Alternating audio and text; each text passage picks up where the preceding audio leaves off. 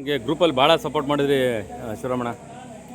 ನೋಡಿ ಸರ್, ಇವತ್ತು ಪತ್ರಕರ್ತರು ಟಿ ವಿಯವರು ಇರೋದ್ರಿಂದ ಯಾವುದೇ ಒಂದು ಅವ್ಯವಹಾರ ಮಾಡಿದಾಗ ನಾವು ಕರೆಸಿ ಅದು ಸ್ಟೇಟ್ಮೆಂಟ್ ಕೊಟ್ಟಾಗ ಅದು ಅಧಿಕಾರಿಗಳು ಮನ ಮುಟ್ಟುತ್ತೆ.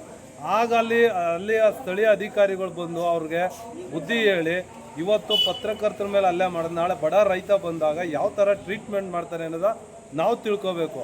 ಇವತ್ತು ನಾವು ಪತ್ರಕರ್ತರು ವಿಡಿಯೋರು ಇವ್ರಿಗೆ ಸಪೋರ್ಟ್ ಕೊಟ್ಟು ಈ ಥರ ಒಂದು ಭಯ ಹುಟ್ಟಿಸ್ಲಿಲ್ಲ ಅಂದರೆ ಸಣ್ಣ ಪುಟ್ಟ ಬಡ ಹೆಣ್ಣುಮಕ್ಕಳಿಗೆ, ಬಡ ರೈತರಿಗೆ, ಮುದುಕ ವಯಸ್ಸಾದವ್ರಿಗೆ ಕೇರೆ ಮಾಡಲ್ಲ ಅನ್ನೋ ಒಂದು ಅಸಭ್ಯತನ ಎದ್ದು ತೋರಿಸ್ತಾ ಇತ್ತು.